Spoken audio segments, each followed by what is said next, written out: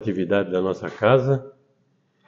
Damos as boas-vindas à nossa companheira que vem de Brasília e aproveita para nos visitar. Seja bem-vinda. Nós vamos, como de hábito, delimitar o início das atividades pela prece. Querido amigo e mestre Jesus, ao iniciarmos a atividade da noite, queremos expressar a nossa gratidão, Senhor, pela oportunidade que se renova de nos reunirmos uma vez mais em Teu nome, com o objetivo de estudarmos um pouco mais sobre a doutrina espírita, mas também de bebermos dessa fonte inesgotável de amor que a espiritualidade nos propicia, facultando a cada um de nós o conforto espiritual, o bem-estar físico, mental, não só para esse momento, mas também para os dias que hão de seguir, orientando-nos, fortalecendo-nos para os embates diários nesse mundo tão difícil em que vivemos. Mas seja também nossa prece, Senhor,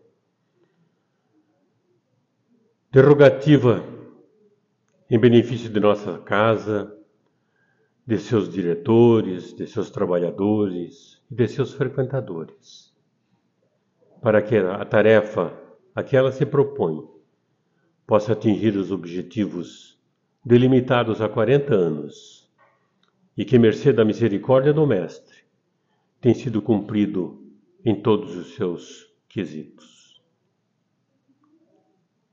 Rogamos uma vez mais a assistência desse mundo espiritual amigo e que a presença do Mestre Jesus, através de seus mensageiros, se faça nesta noite uma vez mais. Que assim seja, Senhor. A palestra da noite está a cargo do nosso querido Amaury Almeida. O Amaury tem uma história de ida e volta, né? É paranaense, nascido, criado durante anos no Paraná, depois saiu o Brasil afora, principalmente para Goiás, onde além das atividades profissionais desenvolveu muita atividade na área doutrinária. Agora, retornando definitivamente a Curitiba, filia-se à nossa casa e empresta seu valoroso trabalho, sua colaboração importantíssima nas diversas atividades que a SER desenvolve.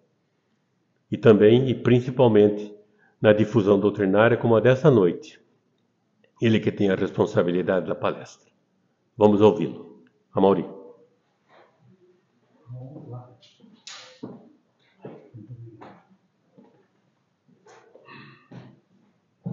Boa noite a todos. Sejam todos muito bem-vindos. Quando o Joaquim falou em estar na casa, todas as vezes, todas que viemos para cá, foi com muito carinho, sempre com muito amor, com muita vontade de aqui estar, com muita alegria. Então é com essa alegria, com esse desejo de servir, é que nós desenvolvemos a nossa atividade de hoje. Pequeno problema técnico, porque a tela saiu, me abandonou e agora estou recuperando a bichinha. Vamos lá.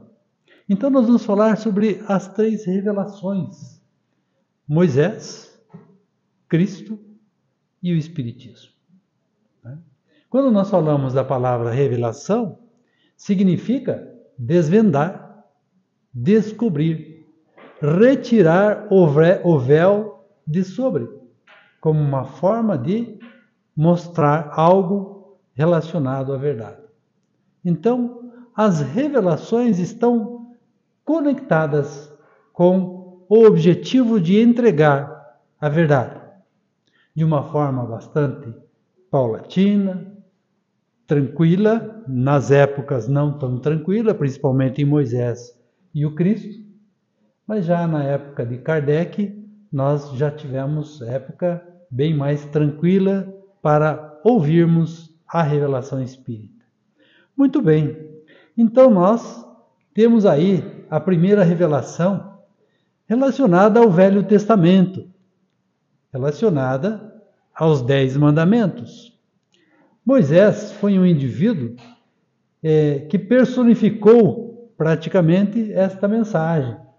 Moisés foi um homem que foi criado na casa real do faraó egípcio.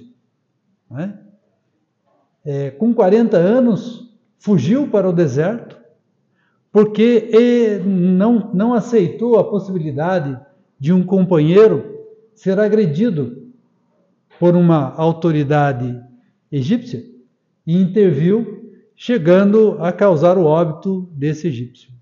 Aí não teve alternativa e precisou correr, se esconder e ir embora. Não era mais tempo de Moisés naquelas terras.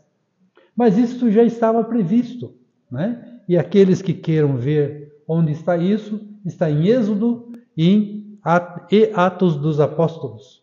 Atos dos Apóstolos, inclusive, sugiro a todo aquele que queira, que tenha curiosidade, leia. Leia porque vale muito a pena. Os aprendizados ali contidos são maravilhosos. Muito bem. A lei mosaica tem 2 aspectos bastante interessantes. A lei de Deus, promulgada no Monte Sinai. Todos já sabem, conhecem os 10 mandamentos. E a lei civil, ou disciplinar, de Moisés. Né? Ele que decretou esta lei. Por quê? Na época, Moisés vivia entre os hebreus, mas era um povo extremamente duro, difícil, complicado de convivência. E aí Moisés não teve outra alternativa que impingir uma lei que signifique a penalidade, às vezes até quase que capital. Roubou, então corte-se a mão. Olhou mal, tire-se o olho. E assim vai, coisa terrível. Né? Nos entregou um temor ao Pai. Então, quando nós dizemos, né, sou temente a Deus, nós espíritas não somos tementes a Deus, porque Deus é Pai, Deus é amor, Deus é carinho, Deus é compaixão. Né? Agora, temer a Deus vem da época de Moisés. Né? Ou seja, tem que ter medo de Deus e obedecer tudo aquilo que for dito por Moisés para que esse povo possa ser controlado, dominado diante de suas paixões. Né? Muito bem. E a lei de Deus está relacionada, né, a ser invariável, porque é a lei do Pai, e o Pai não muda, não derroga as suas leis. Por exemplo, podemos dizer que dá para quebrar a lei da gravidade? Não dá, né? Não tem jeito. E essa é uma lei divina. Porque Deus está no universo inteiro. Deus é a origem, a fonte da existência do universo, da vida, de tudo o que respira, de tudo o que não respira, de tudo o que existe. É o Pai, aquele que nos criou. Né? Muito bem. Então nós temos aí um Moisés que por volta de 1600 a.C. revela aos homens a existência de um Deus único. E o povo hebreu foi escolhido exatamente por ser monoteísta. Dentre todos os povos daquela época, um dos poucos monoteístas era o povo hebreu. Por isso que foi o povo escolhido para dar a direção da mensagem divina aos povos. Né? Recebeu o decálogo, ou os 10 mandamentos, e paralelamente a isso, como disciplinador, coloca em prática o olho por olho, dente por dente. Dá a entender que o seu Deus é um Deus de temor, que cobra e castiga sem piedade. Né? Muito difícil isso. Para nós hoje é muito difícil. Para aquele povo, uma necessidade. Mas tudo bem. Dentre os 10 mandamentos, temos: eu sou o Senhor teu Deus, que vos tirei do Egito, da casa da servidão. Não tereis diante de mim outros deuses estrangeiros. Não fareis imagem esculpida, nem figura alguma do que está acima do céu, nem embaixo na terra. Não os adorareis e nem lhes prestareis culto soberano. É o primeiro mandamento e não é por acaso. É para que nós tenhamos a clareza de que, quando Jesus fala ao Pai Nosso, qual é a primeira frase? Pai Nosso que estais no céu. Que céu? Tudo. Tudo. Não é? Então, quando ele coloca essa questão de Deus, ele coloca a essência divina e a nossa essência relacionada ao Pai. Tudo que somos, tudo que fazemos é por concessão do Pai. Não é porque nós queremos, não é porque qualquer outra coisa, seja um desejo, qualquer coisa. É porque o Pai permite. Se assim não fosse, não teríamos, não faríamos e tal. Não é? Muito bem. O segundo, não pronunciareis em vão o nome do Senhor vosso Deus. No dia a dia, como é que a gente faz? Meu Deus, Pai, meu Deus do céu, como é que faz? Por quê? Por que esse mandamento? Simplesmente porque tudo isso ecoa no universo, não é aqui. Não é no planeta Terra, é no universo inteiro. Nós estamos em constante comunicação com o universo. Porque nós vivemos entre fluidos e magnetismo. A nossa relação enquanto sociedade é uma relação associada ao magnetismo. Então não existe nada por acaso. Lembremos que até mesmo aquela folhinha que cai bem devagarinho de uma árvore, não o faz sem o conhecimento do Pai. Né? Então, quando lembramos da importância de não levarmos o nome de Deus em vão, é por essa questão fundamental, em que nós não podemos ficar disseminando à toa o nome do Pai, que é o nosso Criador. É o que nos dá a possibilidade da força de vida. Poderíamos até ter vida, mas e o movimento? E a palavra? O pensamento? A ação? É o Pai que nos fornece. Não tem outra fonte. Não é? Terceiro, lembrai-vos de santificar o dia de sábado. Por quê? Porque senão ninguém descansa. Todo mundo quer trabalhar e ganhar dinheiro. Não é? Na nossa função hoje na sociedade, não, eu preciso trabalhar, ganhar dinheiro, ficar rico, ter uma casa, um carro, viajar, comprar roupa, sapato, não é? É assim que nós somos. E nós precisamos ir mais devagar, mais tranquilos, e vendo exatamente qual é o objetivo de nossa vida. O que nós queremos fazer? O que nós queremos ser? O que nós queremos ter? E de ser, fazer e ter, qual é a ordem correta? Não é? Precisamos estar ciente de quem somos e o que temos para fazer nesta encarnação. Quando fazemos essa pergunta, damos como resposta de que os eventos que mais se repetem na nossa vida são aqueles que informam qual é o nosso objetivo de vida. Qual é o nosso plano encarnatório? Porque cada um de nós tem seu plano encarnatório. Cada um de nós tem o seu propósito. Mas, por graça e misericórdia do Pai, esquecemos o nosso passado. Mas temos o direcionamento durante a nossa vida de tudo aquilo que precisamos desenhar. Tudo aquilo que precisamos desenvolver nessa encarnação. Então, aquilo tudo que vai se repetindo, 1 vez, 2 vezes, 3 vezes, 5 vezes, 10 vezes, é o objetivo. Ah, mas eu vivo sempre nervoso. Pois é. Ah, mas as pessoas me irritam demais. Pois é. Ah, mas eu não consigo emprego. Pois é. Aí está. Aí está o propósito. Né? Ah, mas eu tenho muita vontade de roubar. Pois é. Estava numa casa espírita lá em Goiânia. companheiro chegou de repente, eu não conhecia a pessoa, porque eu ficava na casa, né, distribuindo mensagem na rua, uma mensagem. Adorava fazer esse trabalho. E o rapaz chegou e veio para mim, começou a conversar, porque eu estava passando por aqui, estava observando você e tal.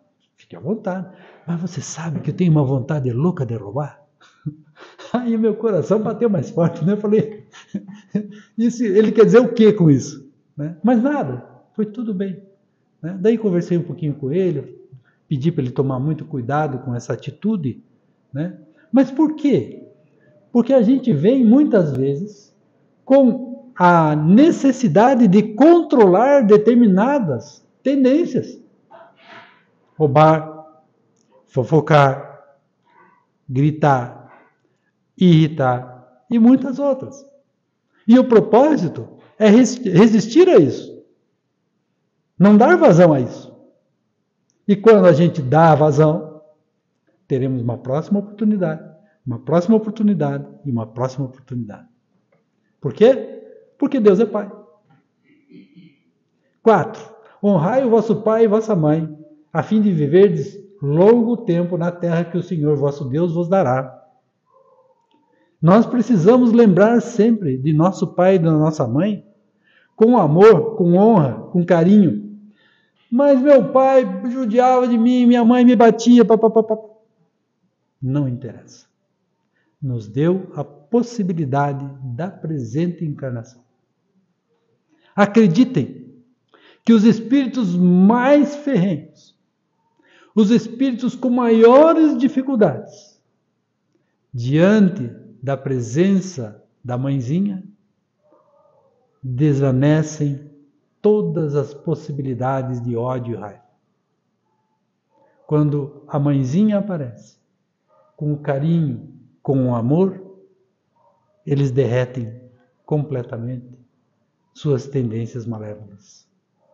É belíssimo de ver. Em que pese dolorido, é belíssimo de ver. Não é? Muito bem. 5. Não matarás. Nós não podemos tirar nem mesmo a nossa própria vida. Por quê? Porque quem a deu foi o Pai, e o único que tem a possibilidade de tirar é o Pai. E todo aquele que tenha uma tendência ao suicídio, sugiro que tenha muito cuidado, porque não é a solução. Os martírios da vida espiritual de quem suicida são terríveis, complicadíssimos. O indivíduo não vai ficar bem. Vai ter cicatrizes espirituais por várias encarnações, além do sofrimento no plano espiritual. Então, se em algum momento qualquer um de nós, aqui presentes, encarnados e desencarnados, pensarmos em retirar a nossa vida, lembremos disso. A pena é severa, vinda do próprio Pai, que não admite que até mesmo o seu próprio filho tire a própria vida. Não cometereis adultério. Adultério aqui precisa ser muito bem colocado. Não está relacionado somente à relação de casal. Está relacionado à nossa vida odierna com os nossos amigos, colegas de trabalho, colegas de centro espírita e tudo. Não é somente a possibilidade de trair a confiança do companheiro ou da companheira, mas trair a confiança do colega de trabalho, do colega de rua que está ali andando junto com a gente. Isso também é adultério. O que nos chama a atenção de uma vida mais ética, uma vida de boa conduta, sem grandes liberalidades. Hoje está tudo muito liberal. Não, tudo pode. Isso é normal. E a gente sabe que não é normal. A gente justifica, mas não é normal. Não é? Então, tomemos cuidado. 7. Não roubareis. Acabo de falar, né? Não dá para roubar. Por quê? Porque o ato de roubar mais oculto não está oculto ao Pai e muito menos a espiritualidade que está ali vendo. Então a gente pode achar que está roubando e vai passar incólume. Não vai. Não é? 8. Não prestareis falso testemunho contra o vosso próximo. É muito importante lembrarmos deste mandamento. Não prestar falso testemunho. 9. Não desejareis a mulher do vosso próximo. 10. Não cobiçareis a casa do vosso próximo, nem o seu servo, nem a sua serva, nem o seu boi, nem o seu jumento, nem qualquer das coisas que lhe pertençam. Que muitas vezes, né, já conheci comunidades que diziam: mas fulano tem, eu também quero ter. Nem precisava, né? Que aí vem o conceito da necessidade e do supérfluo, né? Mas eu não preciso, por que eu vou querer ter? Não, porque o outro tem. Inveja, ciúme, sei lá o que é isso. Não é? Então, nos afastemos. Porque tudo aquilo que é recomendado não fazer gera fluidos espirituais que podem vir a ocasionar situações complicadíssimas, difíceis na nossa estrutura espiritual. E quando nós estamos provocando isso, chagas, vermes nas nossas estruturas espirituais, a doença começa lá primeiro, para depois exteriorizar no corpo físico. Então não nos enganemos que vai passar, não, isso não vai acontecer nada. Vai, tem consequência. Não dá. Não podemos nos arriscar a cometer qualquer um desses delitos, digamos assim, né, e achar que vai passar incólume. Não vai.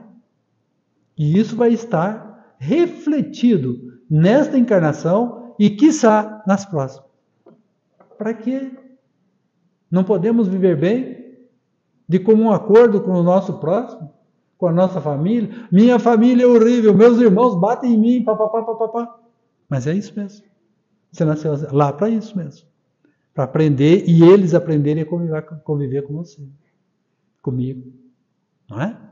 Então prestemos atenção naquilo que tem de essência nas nossas respectivas vidas.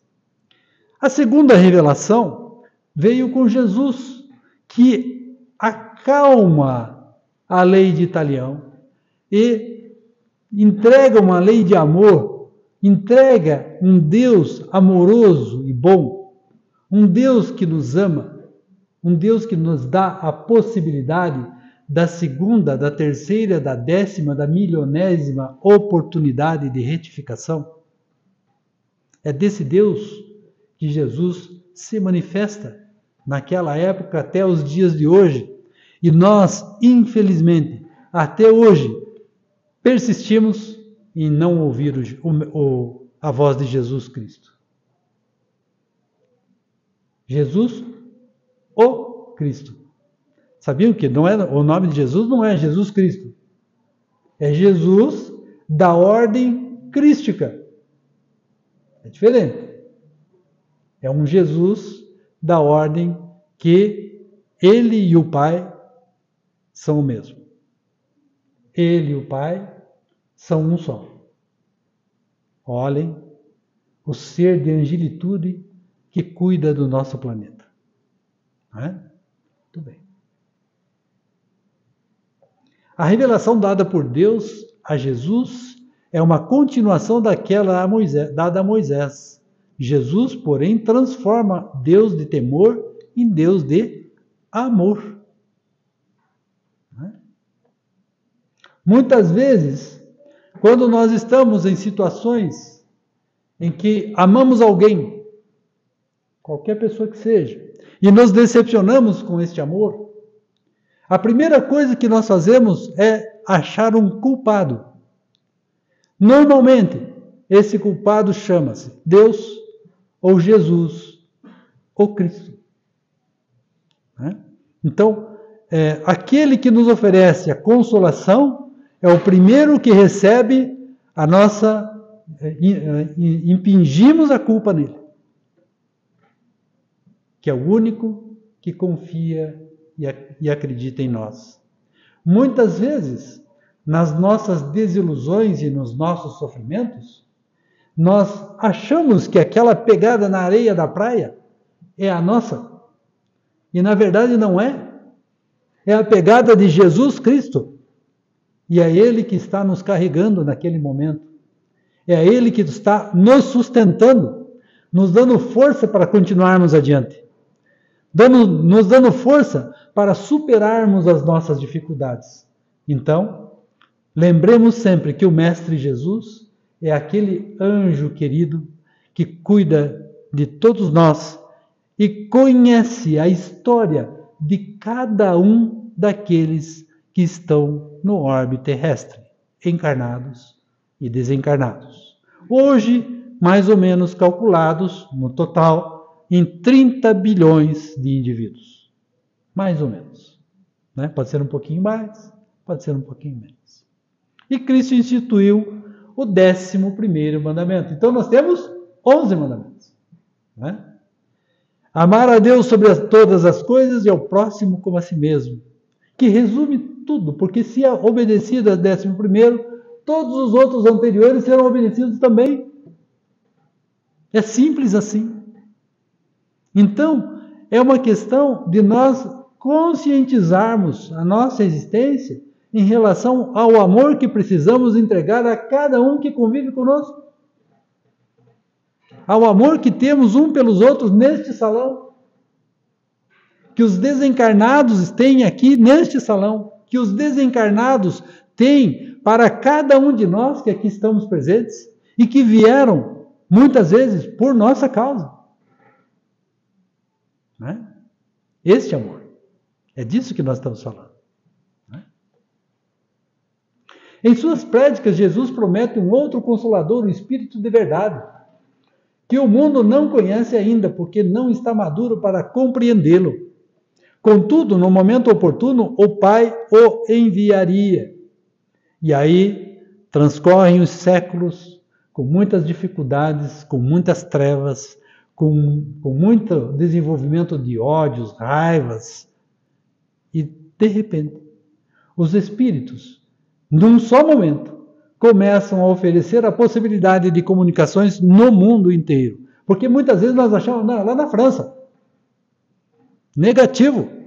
É na Europa inteira. Na América. Na Ásia. E os médiuns portadores destas comunicações se comunicam com Kardec. Kardec, que a princípio não queria nem ver esses fenômenos, porque ele disse, mas mesa não fala. Mesa não bate sozinha. Mesa não voa. E somente depois de muita insistência dos amigos é que ele começa a estudar os fenômenos espíritas. A revelação cristã foi continuação da de Moisés naquilo que tinha de divino. A revelação espírita é a continuidade da revelação do Cristo. Quando nós estamos desenvolvendo doutrina espírita, nós estamos buscando cada vez mais seguir aquilo que o Mestre nos ensinou. Cada vez mais estarmos cientes daquilo que o Mestre nos entrega como possibilidades de redenção das nossas vidas. E quem sabe, um dia, dependendo da nossa decisão, nós possamos ter uma evolução quântica. Uma evolução fora do imaginável. Em que nós possamos sair das dificuldades do terra a terra e repentinamente começarmos a nos conscientizar de que nós, sim, podemos ser missionários na evolução dos outros companheiros que ainda não conseguiram isso. Esse é o grande trabalho. Esse é o grande elan, aquilo que nos liga enquanto comunidade, enquanto sociedade. Estejamos prontos, porque de repente vamos ver acontecer isso em cada uma das nossas respectivas vidas. Sejamos encarnados ou não, teremos esse momento. E depende profundamente da nossa decisão em abraçar e servir o Mestre Jesus. Não adianta nós querermos desenvolver o nosso egoísmo, a nossa vaidade, o nosso orgulho. O que tem que sobressair, na verdade, é a nossa humildade, a nossa simplicidade, É isso que precisa. Orgulho, vaidade, só complica o contexto social. Em que eu tenho que esconder determinadas coisas, determinados vícios da minha parte, porque são defeitos, não, as pessoas vão olhar o meu defeito. E aí? Não pode? Não pode ter defeito? Às vezes as pessoas dizem assim, principalmente a esposa, não, você é muito cristalino, você deixa aparecer muito o que você é. Falei, mas é isso mesmo. É assim que eu quero. Eu quero que seja cristalino. Não quero ficar escondido das pessoas. Não é? Porque a gente consegue daí ter mais clareza e entregar para o outro a possibilidade de ser um grande companheiro, um grande amigo. Por que não? E o abraço? Damos abraço? Damos aperto de mão? Damos o olhar sincero? Como que é isso? Enquanto as duas primeiras, Moisés e o Cristo, foram locais e pessoais, esta, a doutrina espírita, teve uma dimensão universal. Não pertence a um único homem, mas à coletividade. Quando falamos isso, é porque ela tem origem nos espíritos. A doutrina espírita não é uma doutrina dos homens encarnados. Ela é uma doutrina dos espíritos superiores, que, por ordem do Pai, por condução de Jesus Cristo, nosso mestre e nosso amigo, é que nos entregaram a revelação. Descortinaram um monte de mistério relacionado ao espetacular, ao inovidável, aquilo que é inexplicável, ao fantástico, que muitas vezes, todos os dias, nós nos encantamos. Muitas vezes procuramos casas espíritas que fazem coisas mirabolantes, como coisas fantásticas e inexplicáveis, mas que a doutrina espírita explica claramente isso é assim, assim, assim, assado. Funciona assim. Não tem nada de miraculoso. Não tem nada de fantástico. Mas nós vamos lá correndo querer conhecer a tal casa. Que a gente não entra no mérito se está certo ou não, mas vamos lá. O que nós temos na nossa essência? O que nós estamos procurando? O exterior ou o interior? Não é? Então, tudo vale para que nós precisemos refletir a caminhada que desejamos desenvolver. Como Cristo não veio destruir a lei e os profetas, o Espiritismo também não veio destruir a doutrina do Cristo, complementou-a. Tanto que nós começamos. Não começamos hoje com uma prece? Terminaremos com uma prece. Com uma forma de conexão com o Pai. Uma forma de conexão com os espíritos superiores que dirigem este trabalho. Este trabalho aqui não é nosso, não. Muito do que está sendo falado, muitas vezes, são induções que os espíritos amigos dizem, vai lá, fala, amor, e pá. E sai. Então, muitas vezes, a gente acha que é a gente que controla. Não. Quem controla são os espíritos amigos encarregados desta atividade e os mentores espirituais dessa casa encarregados de todas as atividades. As estruturas espirituais desta atividade aqui são muito maiores do que nós estamos vendo aqui no plano material. Muito diversas. Muitas vezes com pavimentos superiores. Cheios de maca, cheios de médicos, cheios de enfermeiras e enfermeiros, que estão ajudando, colaborando para aqueles que sofrem. Esclarecendo aqueles que procuram a casa e que sofrem. Temos casos de pessoas, quando encarnadas, estiveram nesta casa. E em momentos seguintes, nos informaram, eu estive aqui, eu estava encarnado. E pela graça do Pai, me foi permitido continuar as atividades de amor nesta casa. É tudo que eu peço. Não é? Então, o Espiritismo é libertador. O Espiritismo é consolador. Porque ele fala da vida futura, ele não vai falar nada da vida presente. Ah, porque você vai ficar rico, você vai isso. Não, não vai entregar. Se entregar, algo está errado. Vai falar das nossas dificuldades, sem individualizar, e vai dar a orientação. Qual é o melhor caminho? Aí nós temos milhares de livros. O Consolador. Tem ali na livraria. Tem na biblioteca também.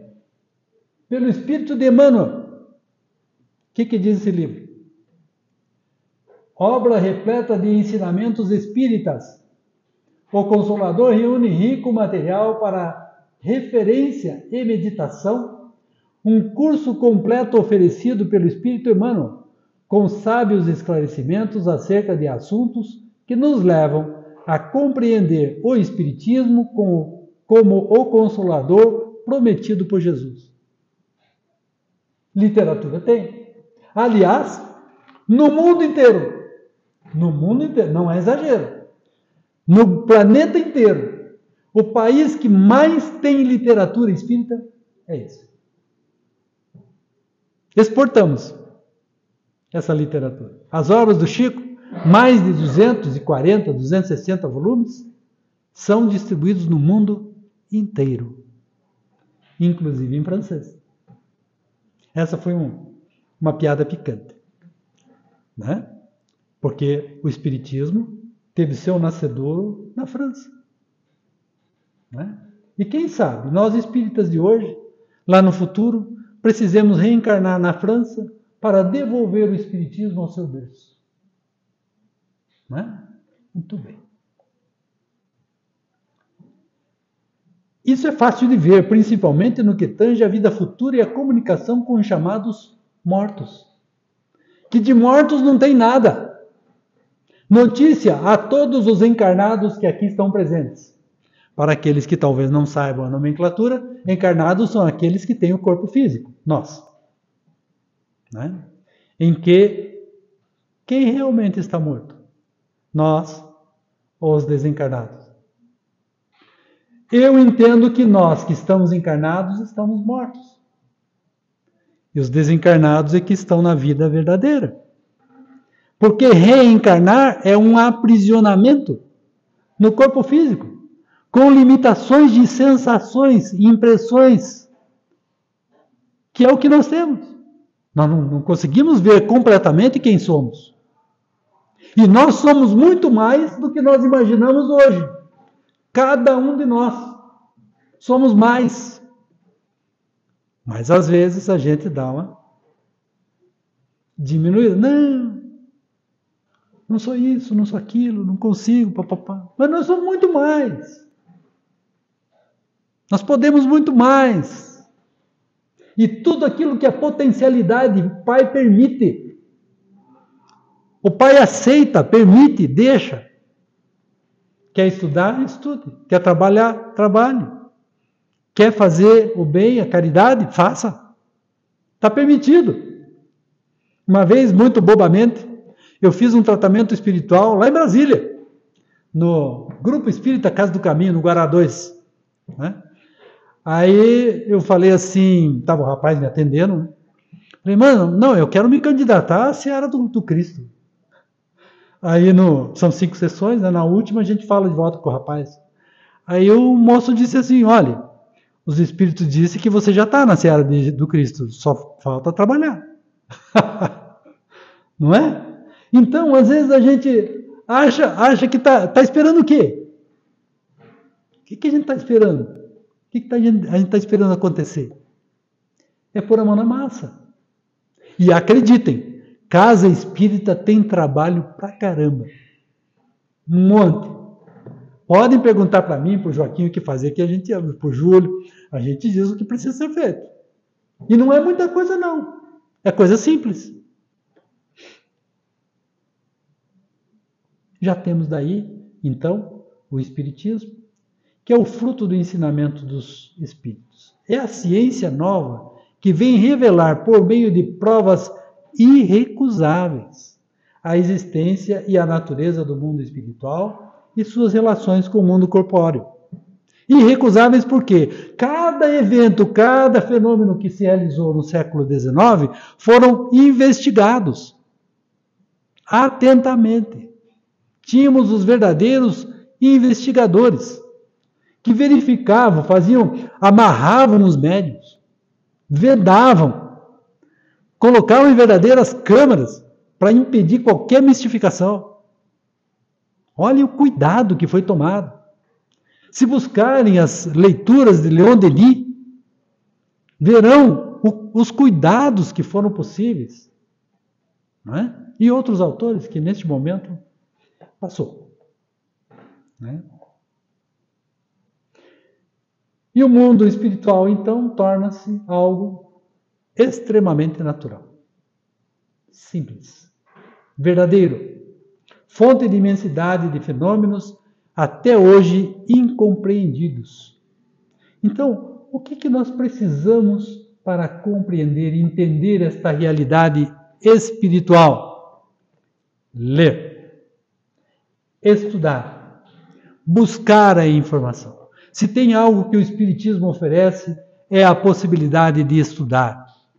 Entender a lógica espírita, o conceito, os preceitos espíritas, os princípios espíritas, para que a gente possa viver com mais amor, com mais entendimento, com mais alegria, com mais vontade de viver.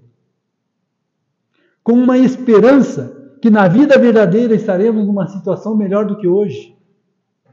Com a alegria de poder ver parentes e amigos que já foram para o plano espiritual. E acreditem que tem companheiros desencarnados que não acreditam nisso. Acreditem.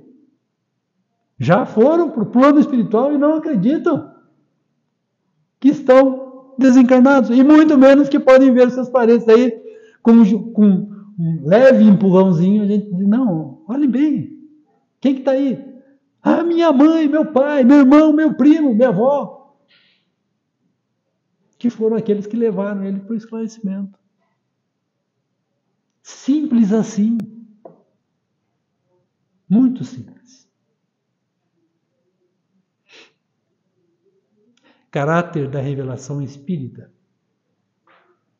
Etimologicamente, caráter quer dizer coisa gravada. Do grego, caracter, de charenses, characem, gravar, autenticidade. Estamos treinando nossa autenticidade? Revelação. Revelar, do latim revelare, cuja raiz, velum, véu, significa literalmente sair de sob o véu e, figuradamente, descobrir, dar a conhecer uma coisa secreta ou desconhecida. Aquilo que comentamos já no início da nossa conversa. A revelação diz respeito às coisas espirituais que o homem não pode descobrir por meio de inteligência ou dos sentidos. Todas as religiões tiveram seus reveladores. O caráter essencial da revelação divina é o da eterna verdade. Toda revelação eivada de erros ou sujeita à modificação não pode emanar de Deus. Olha a profundidade dessa frase. Vem de Deus. Todas as religiões que falam verdade vêm de Deus. A doutrina espírita vem de Deus. Por sua natureza, a revelação espírita tem duplo caráter. Participa ao mesmo tempo da revelação divina e da revelação científica. O que caracteriza a revelação espírita é o de ser divina na sua origem e da iniciativa dos espíritos, sendo a sua elaboração fruto do trabalho do homem. Houve todo um empenho para que a doutrina espírita acontecesse, em especial de Allan Kardec e de seus auxiliares, principalmente de todos aqueles médiuns, colaboradores para permitir as mensagens espíritas que pudessem ajudar a compilação, a codificação, a estruturação da doutrina espírita. Os espíritos passaram a se manifestar em todos os pontos da Terra por meio da multidão de médiuns. Foi o que nós conversamos já anteriormente. Nada ensina em contrário ao que o Cristo ensinou. Então, a doutrina espírita é a continuação da revelação do Cristo, de Moisés, em que Deus nos oferece a possibilidade da clareza e do entendimento sobre a verdade. Meus amigos, quero agradecer profundamente o carinho, a atenção e espero que cada um de nós tenha o Cristo aí, aqui, no coração. E caminhemos todos juntos, no bem, no amor e na caridade. Muito obrigado.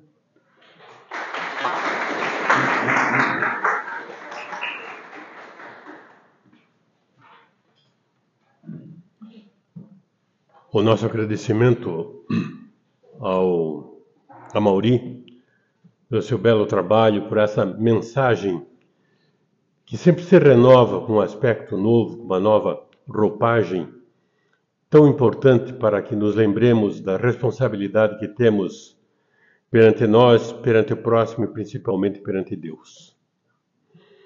A tarefa maior de nos trazer os ensinamentos que temos, iniciados como a Amaury nos trouxe, desde Moisés, passando pelo Cristo, e coroada por Kardec, dão-nos o rumo, o grande farol para as nossas vidas, para segui-la, orientando-nos no caminho que devemos percorrer para o nosso crescimento e para que possamos alcançar o fim que Deus nos deu de dias melhores para nós e para o mundo. Nosso agradecimento ao Amaury. Nós vamos encerrar a primeira parte das atividades pela prece. Em seguida passaremos aos passes e pedimos que os que vão tomar o passe, por favor, aguardem em seus lugares que todos serão chamados. Muito obrigado. Nosso Senhor Jesus Cristo, queremos expressar a nossa gratidão uma vez mais, Senhor, pela oportunidade do estudo da noite e da reflexão que nos trouxe, lembrando-nos